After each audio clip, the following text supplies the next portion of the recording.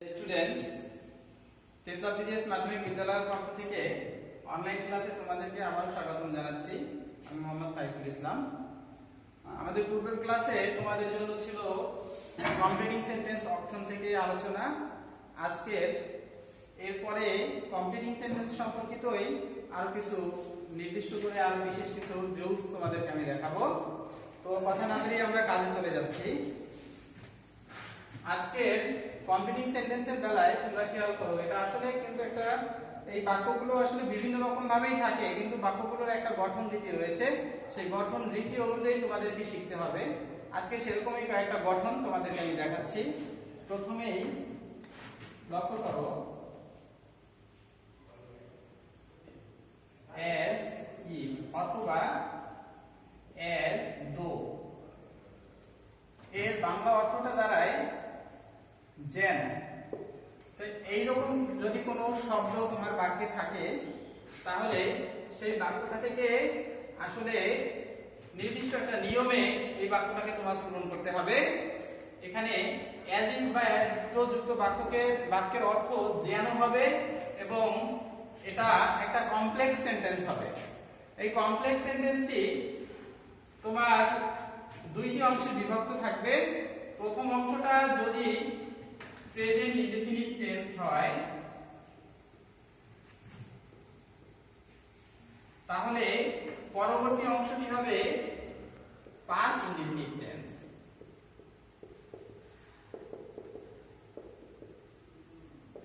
আবার প্রথম অংশটি যদি পাস্ট ইনডেফিনিট টেন্স হয় তাহলে পরবর্তী অংশটি হবে past perfect tense.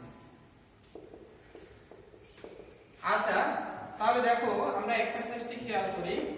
as if বা as though যুক্ত বাক্য, the man behaves, লোকটি আচরণ করে।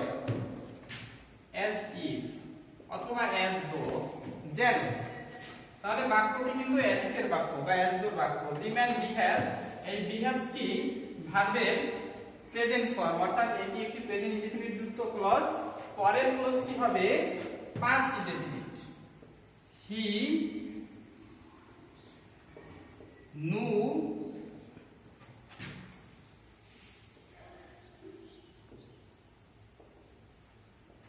এভরিথিং। খেয়াল করো স্টুডেন্টস, দি ম্যান বিহেভস, লোকটি আচরণ করে as if যেন, হি নু এভরিথিং যেন সে সবকিছু জানে। এখানে as if যুক্ত বাক্য, এজন্য পরের অংশ নো এর পাস্ট ফর্ম নু হয়েছে। আবার এই বাক্যটাকে অন্যভাবেও লেখা যায়, the man behaves as though he were mad। এখানে দেখো হির পরে ওয়ার হয়েছে, কারণ এটি স্বাভাবিক কোনো ঘটনা না, এটি একটি অস্বাভাবিক আচরণ, এইজন্য এটি ওয়ার বসেছে। এবং এখানে কিন্তু একটা আর্টিকেল মিসিং হয়েছে এ, এই আর্টিকেলটা কিন্তু এখানে বসে না। সাধারণ বাক্য সাধারণ রীতি বুঝালে তাহলে এখানে আর্টিকেলটি বসতো, কিন্তু এখানে as if as though যুক্ত বাক্য, এইজন্য এখানে আর্টিকেলস বসে নাই, নো আর্টিকেলস, এবং এখানে ওয়াজ এর বদলে ওয়্যার হয়েছে।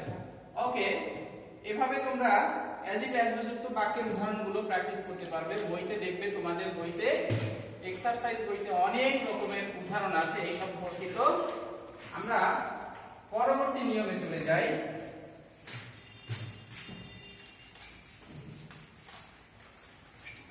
খেয়াল করো,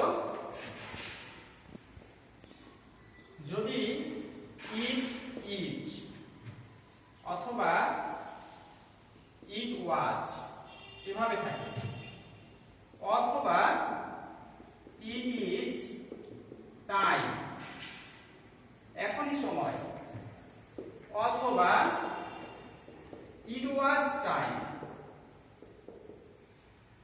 এভাবে থাকতে পারে, অথবা ইট ইজ হাই টাইম, এর অথবা ইট ওয়াজ হাই টাইম।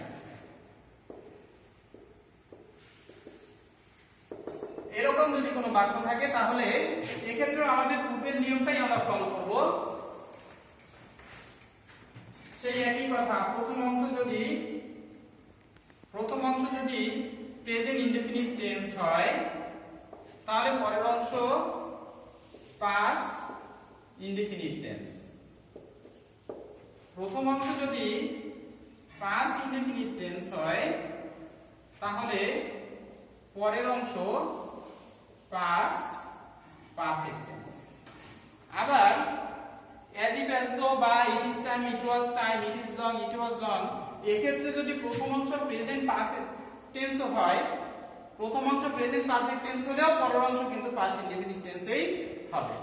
আচ্ছা যাই হোক, it is, it was, it is time, it was time, it is, it was ইহা হয় বা ইহা ছিল, it is time এখন সময়, it was time এইটাই সময় বা উৎকৃষ্ট সময় ছিল, it is high time এখনই উপযুক্ত সময়, it was high time সেই সময়টা আসলে খুবই উপযুক্ত সময় ছিল।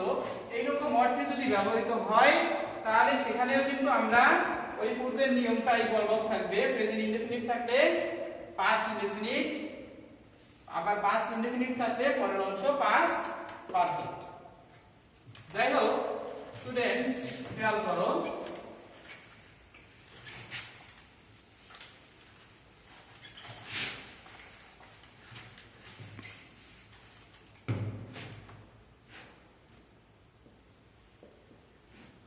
it is time, comma, we studied, we studied regularly.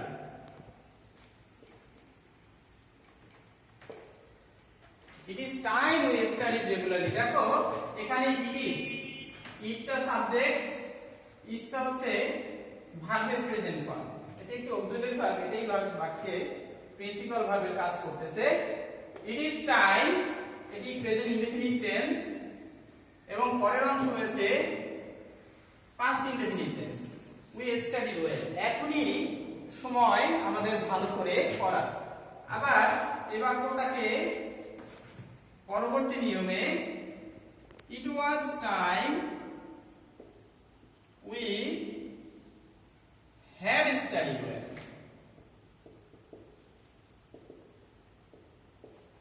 এভাবে লেখা যায়।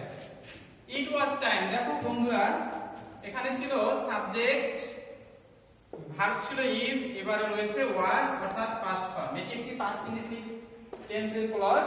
পরবর্তী ক্লজটা কিন্তু তোমার পাস্ট পারফেক্ট টেন্সেই হয়েছে। এখানে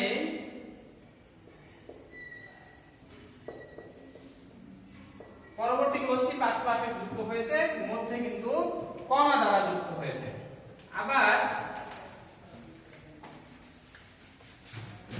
যদি তোমাদেরকে এরকম বাক্যর বদলে ইট ইজ হাই টাইম থাকে টাইমের বদলে, তাহলেও কিন্তু একই ভাবে উদাহরণটি হবে, কিন্তু একটু ব্যতিক্রম রয়েছে। খেয়াল করো, যদি এভাবে কোনো বাক্য থাকে বা কোনো নিয়ম থাকে, ইট ইজ লং অথবা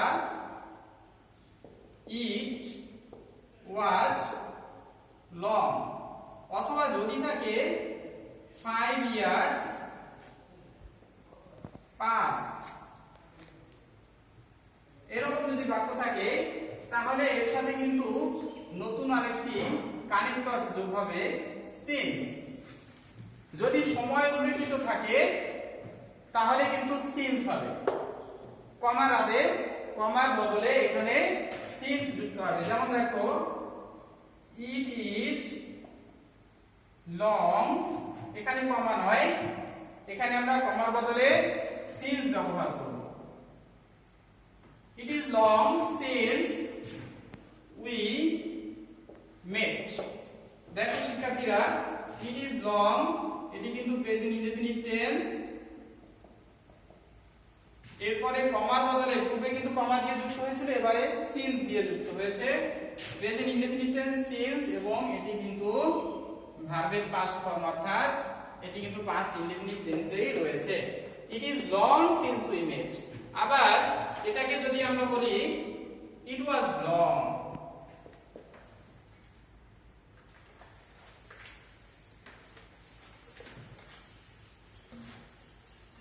যদি আমরা বলি ইট ওয়াজ লং, সেক্ষেত্রেও হবে সিন্স উই হ্যাড মেট। এরপর যদি আরো এক্সট্রা কিছু থাকে সেটাও দিতে হবে। It was long since we had met, অনেক দিন আগে আমরা সাক্ষাৎ করেছিলাম। অথবা এটাও থাকতে পারে ইট ওয়াজ 5 years,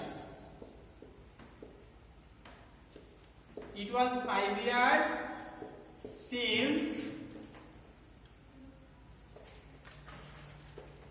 I, past perfect tense, had seen him। এভাবেও বাক্যটি থাকতে পারে।